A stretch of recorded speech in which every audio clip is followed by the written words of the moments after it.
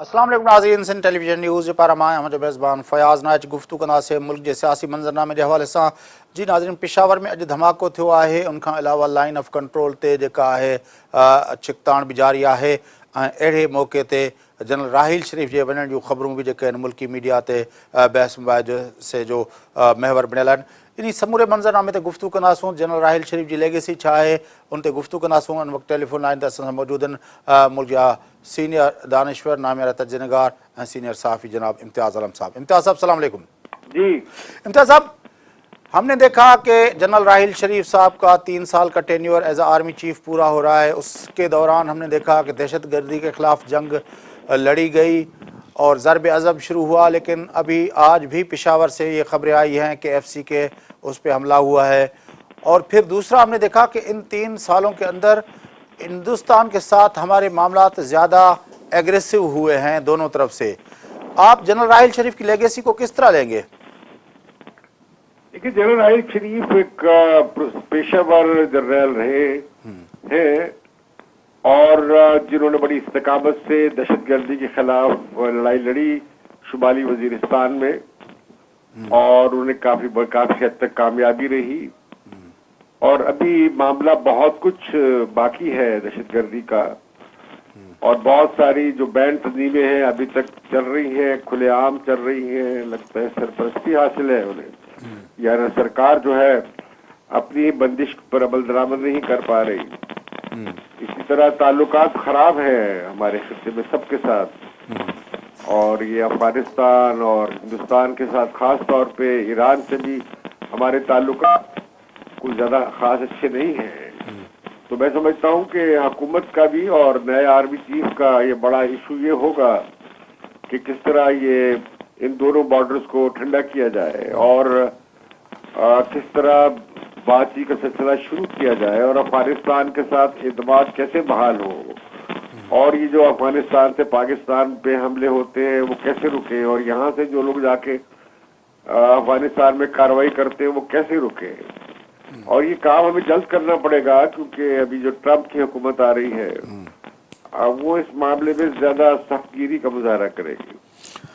अच्छा इम्तियाज़ साहब, ये जो अपना राहील शरीफ के 3 साल थे उसमें जो पाकिस्तान का सबसे बड़ा एक मसला रहा है सिविल मिलिट्री रिलेशंस का, आप उसको किस तरह देखते हैं कि जनरल राहील शरीफ के दौर में दोनों शरीफ जो थे, अपना चीफ साहबान, एक chief executive of the country था, दूसरा चीफ ऑफ आर्मी स्टाफ था, वो रिलेशंस किस तरह रहे?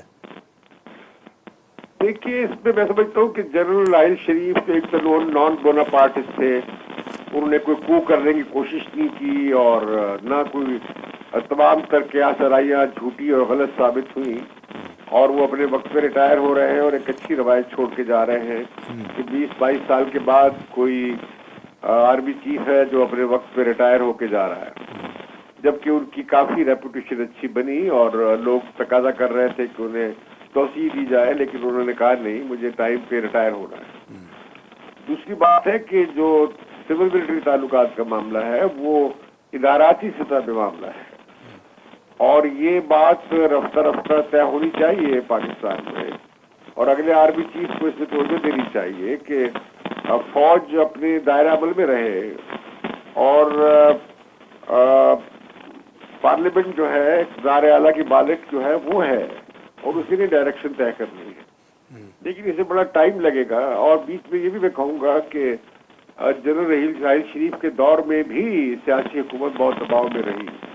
हमने बहुत सारे बयानात देखे जो कि हुकूमत की कारकर्दगी पे सवाल उठाते थे, और फाइनली ये आखिरी जो डॉन लीग केस है वो एक बना, तो उससे काफी ज्यादा सूरत हाल मुश्किल का बायस बनी सिविल हुकूमत के लिए, मुंतखब हुकूमत के लिए। अच्छा, लेकिन मैं समझता हूँ कि ये मामला बिलअमूम इदाराती है, और आर्मी को एज एन इंस्टीट्यूशन इस बारे में सोचना पड़ेगा कि वो रोल उनका नहीं रह सकता जो कि मार्शल लॉ के दौर में होता है, क्योंकि एक आईनी निज़ाम है और उसके अंदर ही ऑपरेट करना चाहिए, और ऐसे इदारे बनने चाहिए जहाँ आर्मी की पूरी शिरकत हो, उनकी इनपुट ली जाए, लेकिन पॉलिसी के फैसले वो काबीना और पार्लियामेंट तय करे। لیکن ہم نے دیکھا ہے کہ اب پاکستان کے اندر جو ابھی تک وزیر دفاع ہے اس کا کوئی رول نہیں دیکھتے ہم. جہاں سے ہم نے دیکھا کہ آرمی پبلک اسکول پشاور والا جو حملہ ہوا تو اس کے بعد اپنا آرمی چیف چلے گئے اپنا افغانستان، اس کے علاوہ امریکہ، سعودی عرب اور چین اور دوسری جگہوں پہ اتنے دورے کیے جیسے لگتا تھا کہ فارن منسٹری اور ڈیفنس دونوں منسٹریز اس کے پاس ہیں. یہ دو پاور سینٹرز کا ایک کافی اظہار ہوتا ہے، اور اس میں خارجہ امور میں اور بین الاقوامی تعلقات میں آرمی چیف کا رول کافی بڑھا. پہلے بھی تھا لیکن اس دور میں بھی نظر آیا، اور میرا خیال ہے کہ اگلے آرمی چیف کو اس سے اجتناب کرنا چاہیے، ورنہ پھر کیوں لوگ آپ کہتے ہیں خارجہ پالیسی ناکام ہو گئی تو پھر وہ جاتے ہیں جی ایچ کو جا کے میٹنگ کرتے ہیں، تو یہ تو پھر ہوگا. پھر وزیر خارجہ کیا رکھنا ہے اور وزارت خارجہ کیوں رکھنی ہے، وہیں پہ ایک دفتر کھول لیں فارن آفس. تو لہذا میں سمجھتا ہوں کہ ہمارے بہت اچھے ڈپلومیٹس ہیں اور ان کا بڑا تجربہ ہے، اور وہ بہت گائیڈ کر سکتے ہیں، حکومت کو بھی انپٹ اچھی دے سکتے ہیں، فوج کو بھی اچھی انپٹ دے سکتے ہیں. تو یہ ان کا پیشہ ورانہ کام ہے تو ان سے لینی چاہیے. لیکن یہاں یہ معاملہ ابھی لگتا نہیں ہے، غالباً اسے کافی وقت لگے گا کہ ادارے اپنے مقام پہ رہ کے اپنا کردار ادا کریں انتظامیہ کے تحت. یہ تاثر بھی رہا پاکستان کے اندر کہ نواز شریف جو تھے وہ مودی کے ساتھ کوئی اپنا پاکستان ہندوستان کے تعلقات کو بہتری کی طرف لے جانا چاہتے تھے. ان کی جو اپنا حلف برداری کی تقریب تھی اس میں بھی گئے، پھر وہ اچانک اپنا جاتی امراؤ آ کے پہنچے، لیکن پھر ہم نے دیکھا کہ وہ سلسلہ چل نہیں سکا. اور عام تاثر تجزیوں تبصروں میں یہی رہا کہ سول ملٹری جو اپنا طاقتیں ہیں پاکستان کی وہ ایک پیج پہ نہیں ہیں ہندوستان سے ریلیٹڈ معاملات پہ. اس کا کافی اخبارات میں یہ تجزیے ہوتے رہے ہیں، اور یہ عام طور پہ عالمی میڈیا میں بھی اور پاکستانی میڈیا میں بھی یہ عام رائے یہی ہے کہ وزیر اعظم کا جو اپنا خیال تھا خطے میں معاشی تعلقات کو بڑھانے کا اور علاقائی تعاون کو بڑھانے کا، اس سے کافی زک پہنچی. خاص طور پہ اب دیکھیں سارک سمٹ کو ملتوی کرنا پڑا اور ہمارے افغانستان سے تعلقات خراب ہو گئے، اور 4 جو مملکتی جو ایک کمیٹی تھی جس میں امریکہ، چین، پاکستان، افغانستان تھے، وہ بھی سال 1.5 سال سے کام نہیں کر رہی. تو یہ کافی جو ہے یہ پشیمانی کا باعث بنا حکومت کے لیے بھی، اور ہماری کافی جگہ ہنسائی ہوئی دنیا میں. اس بارے میں عام طور پہ تبصرے جو ہے عالمی میڈیا میں یہی ہیں کہ، اور پاکستانی میڈیا میں یہ بات کھل کر ہوتی ہے کہ اس میں فوج کی رائے یہ ہے اور سول حکومت کی رائے دوسری ہے. تو میں سمجھتا ہوں کہ یہ ایسا نہیں ہونا چاہیے، دونوں کو ایک ہی صفحے پہ ہونا چاہیے، اور اس سے ملک کو فائدہ نہیں ہوتا. پرویز مشرف کے معاملے پہ کورٹ اور حکومت چاہتے تھے کہ وہ پیش ہوں اور آرٹیکل 6 کے تحت اس پر اپنا کارروائی کی جائے، لیکن اس سلسلے میں بھی جنرل راحیل شریف اور میاں نواز شریف کے معاملات جو تھے وہ ویو پوائنٹ اپنا نہیں رہا، اور آخرکار پرویز مشرف باہر چلے گئے. اس اینگل سے آپ اس کے رول کو کس طرح دیکھتے ہیں؟ میں سمجھتا ہوں کہ یہ ایک اچھی بات نہیں تھی کہ جنرل مشرف کے حوالے سے کہ جس طرح ہم دیکھتے رہے وہ ڈرامہ، وہ ایک اچھا تاثر نہیں گیا کہ پاکستان میں آئین اور قانون سے بالاتر بھی قوتیں ہیں جو آئین اور قانون کی عملداری کو روک سکتی ہیں. اور اس میں پھر یہی نتیجہ نکلا عملیت پسندی کے حوالے سے کہ شاید سول حکومت کو اس بات کو آگے نہیں لے جانا چاہیے تھا، کیونکہ لیکن یہ معاملہ خود سابق چیف جسٹس نے موجودہ حکومت کے گلے ڈال دیا تھا، افتخار چودھری صاحب نے. تو اس میں ہزیمت اٹھانا پڑی حکومت کو، اور اس سے کوئی پاکستان کا تاثر اچھا نہیں بنا. یا تو وہ کیس نہ بنتا، جب وہ کیس بنا تو اسے چلنا چاہیے تھا، لیکن حکومت فیل ہو گئی قانون کی عملداری سے. پھانسیاں پاکستان میں راحیل شریف کے دور میں سب سے زیادہ ہوئیں اور اس نے دھڑا دھڑ اس پہ اپنا وہ اپروولز دیں. عالمی میڈیا میں اس کو مختلف انداز میں پیش کیا جا رہا ہے. آپ ایز این انالسٹ پاکستان کے سرکمسٹنسز کے اندر اس کردار کو کس طرح دیکھتے ہیں؟ کس بارے میں؟ میں نے آپ کی پہلے ایسے نہیں سن. پھانسیاں جو مجرموں کو پھانسیاں دی گئی، پھانسی کی سزائیں. देखिए उसमें दो पहलू हैं। एक तो वो लोग जो दहशत गर्दी में मुलव्वस पाए गए, उसके लिए हमारी पार्लियामेंट ने एक अमेंडमेंट पास की और मिलिट्री कोर्ट्स बनी। ये एक जमहूरी अमल से हटकर एक इंतहाई इमरजेंसी की हंगामी सूरत हाल में एक कदम था, क्योंकि लोग प्रोसिक्यूट नहीं हो पा रहे थे, लोगों को सजाएं नहीं मिल रही थी बल्कि छूट रहे थे। जो ये पहलू है कि कुछ दहशतगर्दों को फांसी लगी है, वो तो उसका एक अच्छा असर पड़ा है, लेकिन ये जो आम लोगों को जो आम केसेस में जिन्हें सजाएं थी फांसी की, उससे कोई अच्छा पैगाम नहीं गया। बहुत से लोग इसमें ऐसे भी हैं कि जो बेगुनाह भी फांसी चढ़ गए। तो मैं समझता हूँ कि इस पे यकीनन जो इंसानी हकूक की तंजीमें हैं उनकी जो तशवीश थी वो बजा थी, लेकिन मैं समझता हूँ कि जो इंसानियत के खिलाफ जराइम में मुलव्वस लोग हैं, जैसे दहशतगर्द हैं, इन्हें सजाएं मिलनी चाहिए, कड़ी सजाएं होनी चाहिए इनके लिए, लेकिन इन्हें एक मौका मिलना चाहिए कि उनके साथ पूरा इंसाफ का अमल या जुडिशल प्रोसेस किया गया। अच्छा, मिलिट्री कोर्ट्स का आपने जिक्र किया, मिलिट्री कोर्ट्स भी इस दौर में बनी, पाकिस्तान प्रोटेक्शन ऑर्डिनेंस जैसे कवानीन बने, फिर एपेक्स कमेटीज़ बनी, और आपको नहीं लगता कि इस दौर में मिलिट्री की सिविलियन अपना डोमेन है उसके अंदर कुछ इंक्रोचमेंट हुई है? काफी हुआ है, इसलिए कि जब आपने कहा कि, और ये हकीकत है कि सबसे बड़ा खतरा दहशतगर्दी का है और फौज का उसमें बड़ा किरदार था, तो जाहिर है कि फिर मुल्क की अंदरूनी सलामती में भी फौज का किरदार बुनियादी बन गया। और जब लॉ एंड ऑर्डर सूबाई हुकूमतों का मसला है तो फिर वो एपेक्स कमेटी बन गई। ये एक तरह की सुपरा कॉन्स्टिट्यूशनल आइन से बाला बाला एक सूबाई इख्तिदार आला का मरकज बनी है एपेक्स कमेटी, जिससे हमने देखा कि सिंध में भी एक क्राइसिस रहा और एक तनाव रहा मरकज में और सूबे में रेंजर्स के इख्तियारात के हवाले से। इसी तरह ये हमें बलूचिस्तान में नजर आता है, और फाटा में तो खैर सीधा गवर्नर है और फिर कोर कमांडर है जो मामला चलाते हैं, और जाहिर है वो मरकज के तहत है। तो मैं समझता हूँ कि इससे काफी अंडरमाइन हुआ सूबाई स्ट्रक्चर भी, लेकिन मसला ये है कि उस सूबाई हुकूमतों ने क्या कोशिश की कि पुलिस और सिविल इंतजामिया इस काबिल हो पाती कि वो इन जिम्मेदारियों को संभालती, जो कि मिसाल के तौर पे कराची में रेंजर्स कर रही है। ये काम तो पुलिस का है और पुलिस के बगैर ये काम सही हो नहीं सकता, और रेंजर्स इसके लिए ट्रेन नहीं है, बल्कि ये है कि रेंजर्स को पुलिस जैसे हो जाएंगे अगर उन्हें और लंबा अरसा तक रखा गया।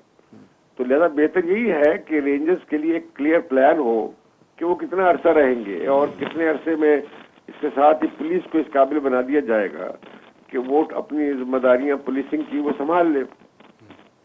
अच्छा, लेकिन पंजाब के अंदर एपेक्स कमेटी या इस तरह की जो सरगर्मियां सिंध में देखने में आई, नवाज शरीफ और शहबाज शरीफ ने पाकिस्तान के सिक्योरिटी इदारों को उस तरह की आज़ादी वहाँ नहीं दी। उस पर तबसरे भी हुए, तज्जिए भी हुए, और सिक्योरिटी फोर्सेस की तरफ से कुछ अपना नापसंदीदी का इजहार भी किया गया, लेकिन उसमें कोई पेशरफ्त न कर सके राहिल शरीफ साहब। ये दुरुस्त है। बलूचिस्तान का मामला, इम्तियाज साहब, राहिल शरीफ के दौर में उसको किस तरह हैंडल किया गया, उसमें आप उसको किस तरह एनालाइज करेंगे, उसके कितने मार्क देंगे? मैं समझता हूँ कि जो नेशनल एक्शन प्लान में लिखा था कि सियासी बातचीत के जरिए बलूचिस्तान में मसले को हल किया जाएगा, गालिबन उस पहलू से बिल्कुल तवज्जो हट गई, खासतौर डॉक्टर मालिक के जाने के बाद। और ये बलूचिस्तान में जो इंसर्जेंसी है वो उसका हल सियासी है, उसका फौजी हल नहीं है। और इसी तरह जो है दहशतगर्दी है उसका भी फौजी हल, उसकी एक हद है उसके मौसर होने की, वो भी ज्यादातर नजरियाती और सियासी सतह पे उसका हल है कि वो जहर वो नजरिया उसे रोका जाए। इसी तरह मैं समझता हूँ बलूचिस्तान के मसले का भी हल सियासी है और बलोचों की शिरकत को यकीनी बनाना है और उनसे बातचीत के दरवाजे खोलने हैं, और जो लोग बेगानी के शिकार हो गए हैं उन्हें बातचीत करनी है, एतमाद देना है, एतमाद लेने वाले इक़दामात करने चाहिए ताकि हिंदुस्तान उसे इस्तेमाल न कर सके बलूचिस्तान में जारी शोरश को। कराची के अंदर ऑपरेशन हुआ, अपना 90 पे छापे लगे, दूसरे मामलात देखने में आए और अमन अमान की सूरत बेहतर भी हुई, लेकिन हमने देखा कि ख़ुद जो है मुत्तहदा कौम मूवमेंट से PSP बनी, वहाँ से अपना साबिक मेयर साहब जो है नाजिम साहब जो थे वो आके उसने पार्टी बना डाली। फिर अपना 22 अगस्त के बाद तो मामला और चला गया। उसमें आप पाकिस्तान के रेंजर्स ने ख़ास तौर पर उसमें किरदार अदा किया, आप उसको किस तरह देखते हैं? कि जहाँ तक तो कराची में ऑपरेशन था दहशतगर्दों के खिलाफ, भत्ताखोरों के खिलाफ, उसमें रेंजर्स ने सभी के खिलाफ कार्रवाई की। MQM से मुतल्लिक इनासर कुछ ज़्यादा ही थे जो जराइम में मुलव्वस थे, तो वो ज़्यादा निशाना बन गए। और हमने देखा कि पीपल्स कमेटी जो थी, पीस कमेटी क्या थी वो, पीपल्स अमन कमेटी, हाँ, उसके खिलाफ भी कार्रवाई हुई। और MQM के जो मुसल्ला विंग के लोग हैं या जो जराइम पेशा हैं उनके खिलाफ भी कार्रवाई हुई। इसी तरह वहाँ पे हम देखते हैं कि तालिबान और इस तरह के जो दहशतगर्द तंजीमें मजहबी, उनके खिलाफ भी कार्रवाई। तो असल मामला ये बना कि, लेकिन ये जो बात है कि फौज के किसी इदारे को या लॉ एनफोर्समेंट एजेंसीज जो है वो सियासी इंजीनियरिंग शुरू कर दे, मैं समझता हूँ ये काम ठीक नहीं। और पहले भी ये किया गया, MQM बनाई गई, फिर MQM अब टूटी है, पहले टूटी, तो इसे अब कई हिस्सों में बांटा गया है। तो ये काम सियासी अमल का काम है। अब जो मुत्तहदा पाकिस्तान है वो अब उसने अपने आप को अलहदा कर लिया है अल्ताफ हुसैन से, और वो दूसरी पोजीशन ले रहे हैं, आईनी और पार्लिमानी और कानूनी, तो उसे उन्हें अकोमोडेट करना चाहिए और ये मामला छोड़ना चाहिए कराची के लोगों पे कि वो कैसे मुंतखब करते हैं। अच्छा, आखिरी सवाल, पाकिस्तान में एक तासुर रहा है गुड तालिबान का और बैड तालिबान का, और आमतौर पर कहा जाता है कि ये पाकिस्तान के सिक्योरिटी इस्टेब्लिशमेंट ही तय करती है। फिर हमने देखा कि इंडियन फोकस जो अपना नॉन स्टेट एक्टर्स हैं, हाफिज सईद जैसे, उनका भी जिक्र होता रहा, और जिस तरह आपने डॉन लीक्स की बात की उस खबर में भी इस तरह का तासुर दिया गया। उस हवाले से राहिल शरीफ के दौर को आप किस तरह देखते हैं कि उसके दौर में ज़रब अज़ब तो हुआ, लेकिन गुड और बैड तालिबान की जो लाइन थी उसको उसने ख़त्म किया, या अभी तक वो ड्रॉन है वहाँ पे? कि वो तो ये कहते हैं और तासुर यही है कि उन्होंने कोई अपनी प्रायोरिटीज तय की थी, अवलियतें तय की थी, सबके खिलाफ बैक वक्त वो नहीं कार्रवाई कर सकते थे।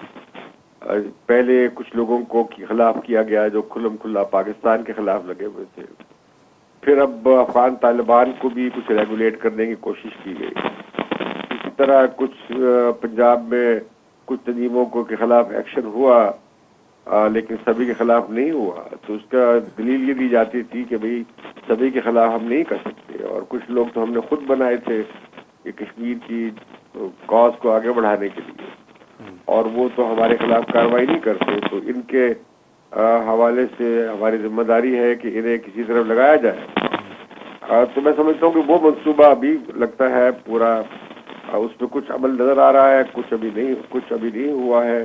देखिए, लेकिन मुझे लगता ये है कि आइडियोलॉजिकल या जो पैराडाइम शिफ्ट नहीं हुई, हिकमत अमली के हिसाब से हमें नजर आया कि कुछ जगह पे जोर दहशतगर्दी के खिलाफ बढ़ा जनरल राहिल के ज़माने में, और उन्हें इसे आगे बढ़ाया, इस जंग को बड़ी इस्तेकामत से आगे बढ़ाया। लेकिन अभी बहुत कुछ करना बाकी है।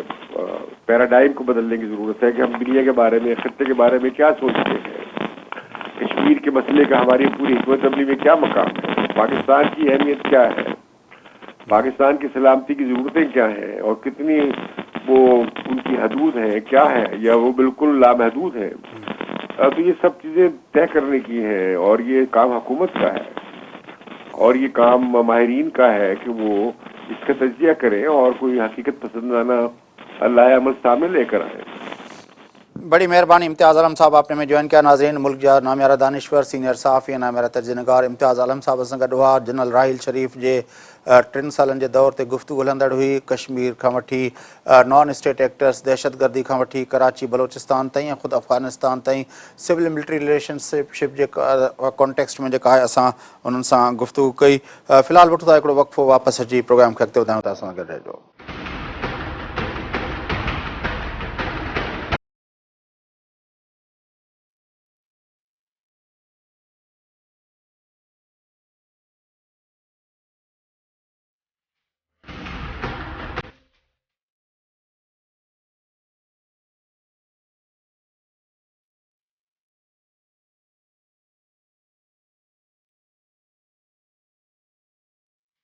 वेलकम बैक नाज़रीन चौथ प्रोग्राम जे सिलसिले के अॻिते वधायूं गुफ़्तगू हलंदड़ हुई जनरल राहिल शरीफ़ जे टेन्यूअर जे हवाले सां ऐं पंजाब जे केतिरनि शहरनि में अॼु जेको आहे उन हवाले सां बैनर हयां विया आहिनि जंहिंमें नवाज़ शरीफ़ साहब खे अपील कई वई आहे त हू राहिल शरीफ़ साहब खे वञणु न ॾे। गुफ़्तगू कंदासूं लाहौर मां असांखे जॉइन कयो आहे मुल्क जे नामवर एनालिस्ट जनाब सलमान आबिद साहब। अचो त उन सां गुफ़्तगू। सलमान आबिद साहब सलाम अलैकुम।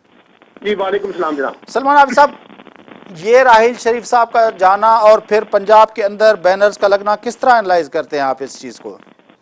देखिए, एक बात तो तय हो गई ना कि जो बात जनरल राहिल शरीफ ने कही थी कि वो किसी भी की तरह एक्सटेंशन नहीं लेंगे। अगर से ख्याल ये था कि शायद उनको एक्सटेंशन की तरफ जाना पड़े, क्योंकि बज़ाहिर ये लग रहा था कि शायद वो इस वक्त एक नागुज़ीर बन गए हैं। उनकी शख्सियत जो है वॉर ऑन टेररिज्म के हवाले से चाइना का प्रेशर भी था और बहुत सी बातें ऐसे लग रही थी कि जिससे लग ये रहा था कि शायद एक्सटेंशन की बात आए। और ये इसलिए भी आई कि एक मुलाकात में आपको याद होगा कि चौधरी निसार और शहबाज शरीफ ने उनको 1 साल की एक्सटेंशन देने की बातें की थी। लेकिन अब लगता यह है कि जो बात जनरल राहिल शरीफ ने उस वक्त की थी कि वो किसी भी तरह की एक्सटेंशन नहीं लेंगे, तो वो अपने इस मौक़िफ़ पर कायम रहे हैं। और अब ये देखना होगा कि जो काम जनरल राहिल शरीफ ने उठाया था वॉर ऑन टेररिज्म के हवाले से, उसको किस हद तक नया आर्मी चीफ लेके चलता है। अब ये जहां तक नहीं पंजाब के अंदर जो बैनर्स लगे हैं, क्या ये नवाज शरीफ साहब के मुखालिफ जो पंजाब के अंदर एलिमेंट्स हैं वो लगा रहे हैं या उसमें इमरान खान? देखिए, बात इसको नवाज शरीफ की मुखालफत में ना देखें। खुद PMLN के अंदर भी ऐसे लोग हैं, आपको याद होगा, जो अपनी इंतखाबी मुहिम जिस वक्त ये लोकल गवर्नमेंट के इलेक्शन हो रहे थे तो बहुत से कैंडिडेट ने जनरल राहिल शरीफ की तस्वीरें लगाई थी जिस पर फौज ने नापसंदगी का इजहार किया था। लोगों का ख्याल जनरली मजमूई ये है कि जिस अंदाज से जनरल राहिल शरीफ ने वॉर ऑन टेररिज्म को लीड किया है, उनकी इस वक्त जरूरत है। इसलिए वो बैनर लगने की बात जो की जा रही थी, फिर ये क्योंकि एक फैसला हो नहीं पा रहा था तो लोगों को लग रहा था कि शायद कहीं पसे पर्दा एक्सटेंशन की बातें भी चल रही हैं, तो इसलिए बैनर भी लगे थे। लेकिन मेरा ख्याल है कि अब ये बातें खत्म हो जानी चाहिए, क्योंकि अब ये मामला जो है बहस खत्म हो गई है। लेकिन पंजाब के अंदर तो उसको टफ टाइम मिला। पंजाब के अंदर जिस तरह का वो ऑपरेशन करना चाहते थे सिंध की तरह और दूसरे इलाकों की तरह, पंजाब हुकूमत और वफाकी हुकूमत ने उसको वो अलो नहीं किया। ये देखिए ना, अब ये जो बात आपने की है बहुत इंपॉर्टेंट है, और ये अभी बातें तो जो है ना अगले चंद दिनों के बाद दोबारा सामने आना शुरू हो जाएंगी। जिस वक्त जनरल राहिल शरीफ जाएंगे तो लोग जरा उनके पूरे दौर को मजमूई तौर पर उसको एड्रेस करने की कोशिश करेंगे, और ये बात एक बिल्कुल वजह है। और ये जो तासुर उस वक्त शुरू में आपको याद है, हम आपके प्रोग्रामों में भी देते रहे हैं कि ये तासुर नहीं होना चाहिए कि शायद सारा मामला जो है वो सिंध की हद तक ही महदूद होकर रह गया है। करप्शन, बदनवानी, एहतसाब या जो वॉर ऑन टेररिज्म के हवाले से जो करप्शन का पैसा जो है दहशतगर्दी में इस्तेमाल हो रहा था, तो ख्याल यही था कि ये सारा मामला पंजाब में भी आएगा और पंजाब में भी एक बड़ा ऑपरेशन होगा।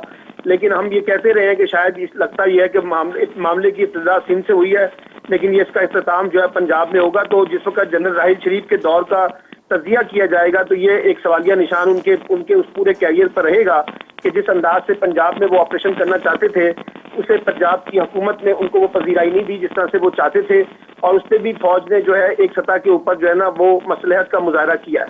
लेकिन आखिरी दिनों में आपने देखा कि ये जो डॉन लीक्स का मसला हुआ उसमें तो एक तरह से हुकूमत ने ये तासुर दे दिया कि पंजाब के अंदर हाफिज और इस तरह के जो एलिमेंट्स हैं उसके ऊपर पाकिस्तान की सिक्योरिटी एस्टेब्लिशमेंट उनके खिलाफ ऑपरेशन भी नहीं करना चाहती।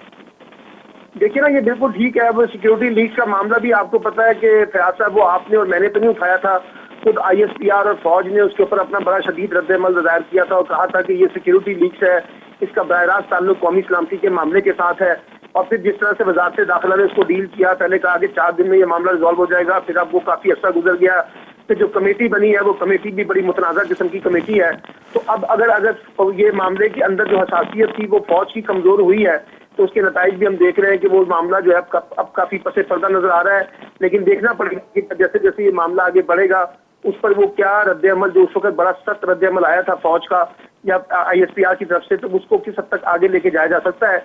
अभी तो बज़ाहिर ये लगता है कि अमूमी परसेप्शन ये है कि पंजाब में जिस तरह से फौज चाहती थी उस तरह से उनको जो है ना वो यहाँ पर जो है ना स्पेस नहीं मिल सकी, और PMLN ने उसको कबूल नहीं किया था और रिजेक्ट किया था। एक बात। दूसरी बात ये भी आप ध्यान में रखिएगा कि पाकिस्तान पीपल्स पार्टी और PMLN और खासतौर पर आसिफ अली जरदारी और नवाज शरीफ जो है उनके अंदर एक बाहमी अंडरस्टैंडिंग बड़ी मौजूद रही है। और ये जनरल राहिल शरीफ की एक्सटेंशन के मामले में भी नवाज शरीफ दिल से तो एक्सटेंशन देने के हामी नहीं थे, और ना जरदारी साहब चाहते थे कि एक्सटेंशन हो। अब देखिए कितनी टाइमिंग कितनी इंपॉर्टेंट है कि इधर से राहिल शरीफ के जाने की बात आई है और उधर से जरदारी का बयान आ गया कि वो मुल्क बदर नहीं हुए बल्कि वो मुल्क में वापस आएंगे। तो इसका मतलब है ये समझते थे कि इस सारे मामले में जो है ना जब ये जनरल साहब चले जाएंगे तो शायद हमें सियासी तौर पे काम करने का वो मौका मिल सकेगा।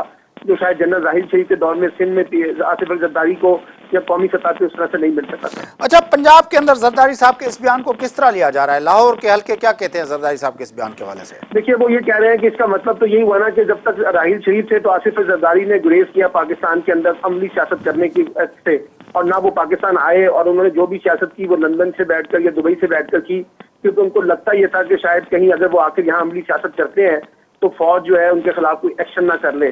وہ ایک ڈر اور خوف کی فضا تو ان کے اوپر موجود تھی۔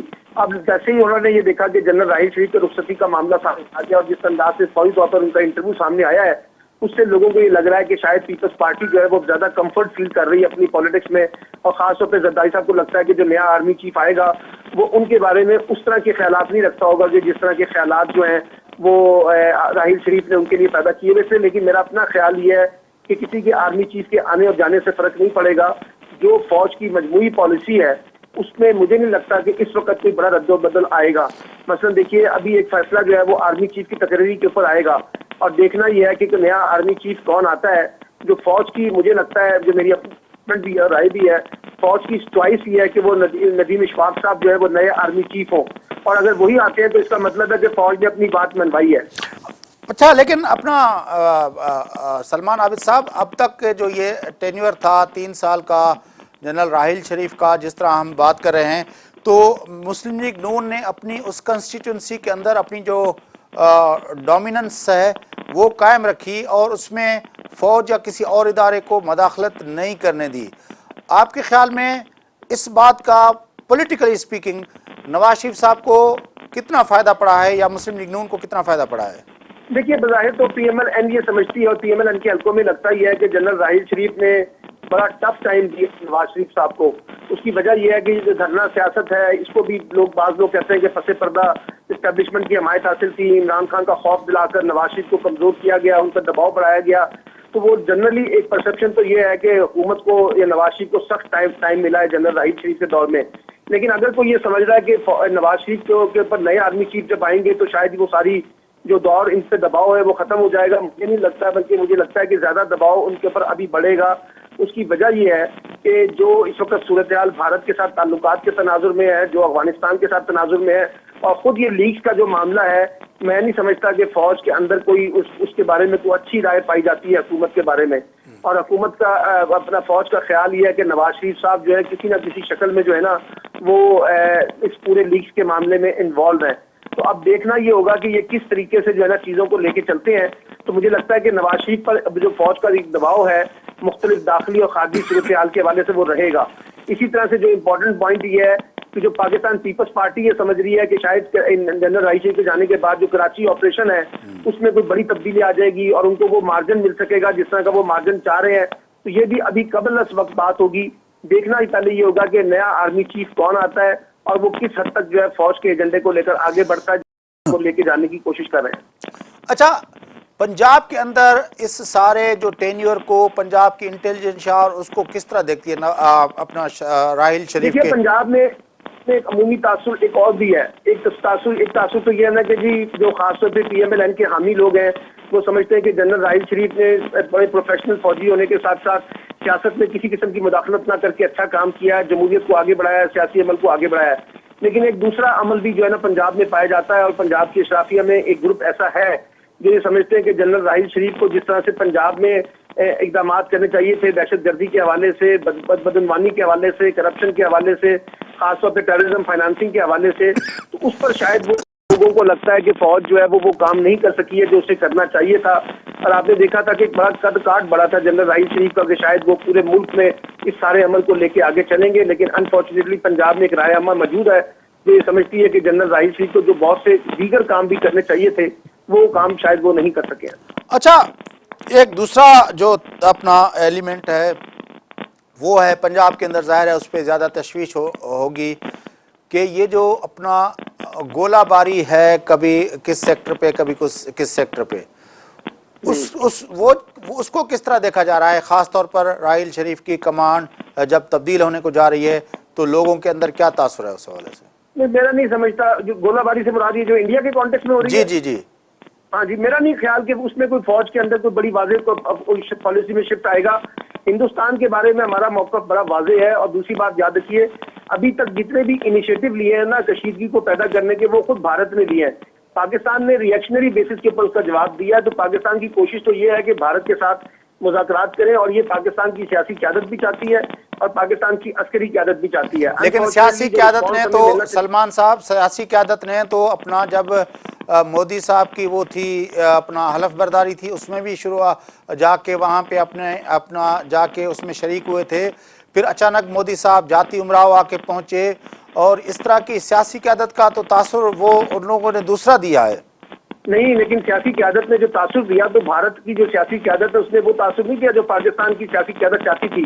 خود نواز شریف صاحب کہتے رہے کہ ہم نے جتنے بھی انیشیٹو لیے ہیں دوستی کے، تعلقات کو آگے بڑھانے کے، مذاکرات کو آگے بڑھانے کے، اس کا جواب جو ہے مثبت انداز میں نہیں دیا گیا. اور یہ الزام جو ہے ہم فوجی قیادت پہ نہیں دے سکتے، کیونکہ مجھے آپ کو ایک انیشیٹو بتائیے جو فوجی قیادت نے لیا ہو ہندوستان کے ساتھ تعلقات کو کشیدہ کرنے میں. جتنے بھی معاملات بگڑے ہیں اس کی پہل تو خود ہندوستان کر رہا ہے. اس لیے میں سمجھتا ہوں کہ اس میں ہندوستان یہ سمجھتا ہے کہ پاکستان پہ جو دباؤ بڑھانے کی پالیسی ہے، خاص طور پہ جو پاکستان چائنا اکنامک کوریڈور ہے، اس کے حوالے سے جو بھارت کے بڑے سیریس کنسرن ہیں. مودی تو بڑے برملا کہہ چکے ہیں کہ وہ اس منصوبے کو تسلیم نہیں کرتے.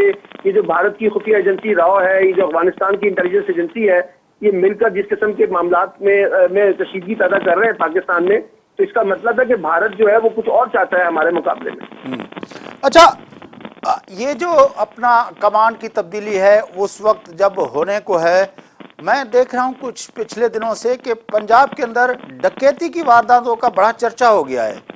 یہ کیا چکر ہے؟ یہ بات ٹھیک ہے. دیکھیے نا، میں آپ سے پھر کہہ رہا ہوں کہ یہ صرف یہاں تک اس کو محدود نہ رکھیں، بلکہ دیکھنا ہوگا کہ فوری طور پہ جب کمانڈ تبدیل ہوتی ہے تو جو ٹیررزم کی فائٹ اس وقت ہم کر رہے ہیں، جو دہشت گرد ہیں جو بظاہر اس وقت پس پردہ چلے گئے ہیں، پیچھے چلے گئے ہیں، ان کو لگتا ہے کہ فوج اور جنرل راحیل شریف جو ہے انہوں نے بڑا ٹف ٹائم دیا ان دہشت گردوں کو.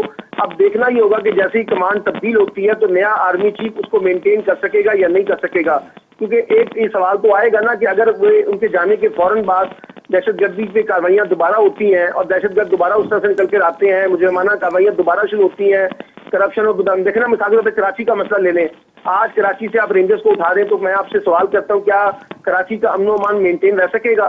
تو اس طرح سے بہت سے سوالات ہیں جو کمانڈ کی تبدیلی کے بعد دیکھنا ہوگا کہ نئی قیادت جو ہے اس ساری صورتحال کو کیسے قابو میں رکھتی ہے جس پر اب تک قابو پانے کی کوشش کی جا رہی ہے.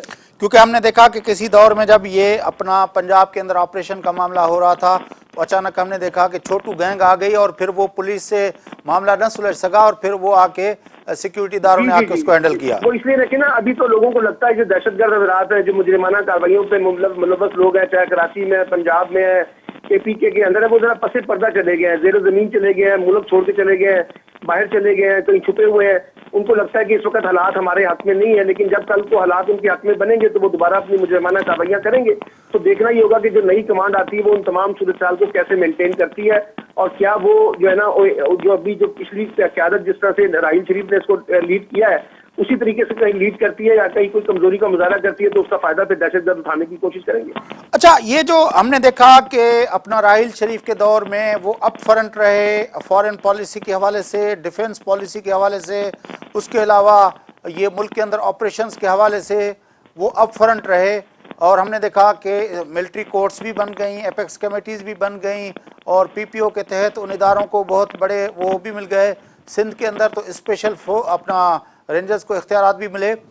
آپ کے خیال میں اب جب راحیل شریف صاحب جائیں گے تو کیا یہ جو اپنا سویلین ڈومین کو آکوپائی کیا ہے یا انکروچ کیا ہے وہ اس میں کچھ ریلیف آپ دیکھتے ہیں؟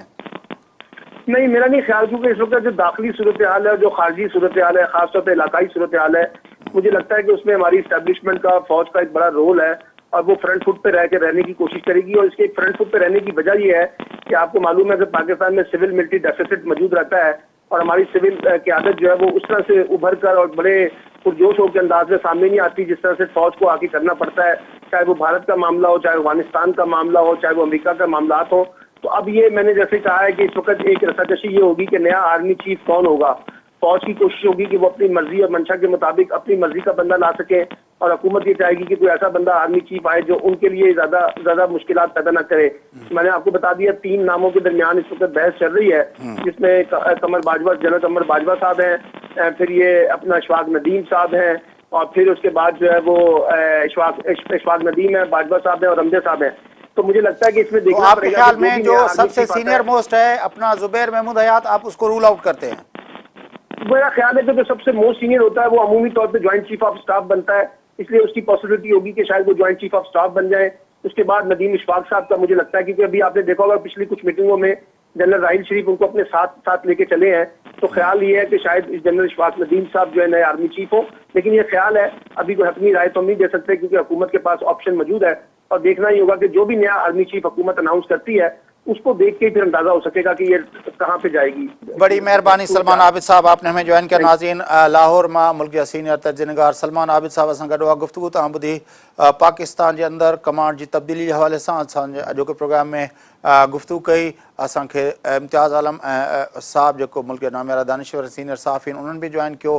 लाहौर मां सलमान आबिद साहब बि ज्वाइन कयो। ऐं पाकिस्तान जे अंदरि पाकिस्तान जा उहे मसइला जेके ख़ासि तरह सिविल मिलिट्री रिलेशनशिप खां वठी अफ़गानिस्तान, हिंदुस्तान, दहशतगर्दी ऐं ॿिया जेके इशूज़ आहिनि उन ते पंहिंजो जनरल राहिल शरीफ जो जेको 3 सालनि जो दौरु आहे उन हवाले सां असां गुफ़्तगू कई।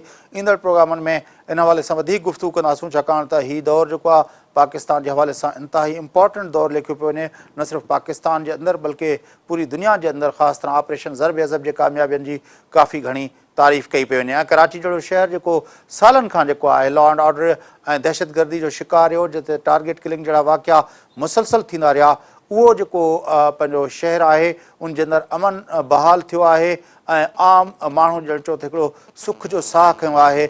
इहे ॿ टे जेके डेवलपमेंट्स आहिनि उहे डेवलपमेंट्स इहे ॿुधाइनि थियूं त हीउ जेको दौरु आहे इन दौर जा काफ़ी पंहिंजो इम्पैक्ट्स आहिनि पाकिस्तान जे लाइ ऐं पाकिस्तान जो जेको ॿाहिरि जी दुनिया जे लाइ वटि जेको इमेज आहे उन हवाले सां।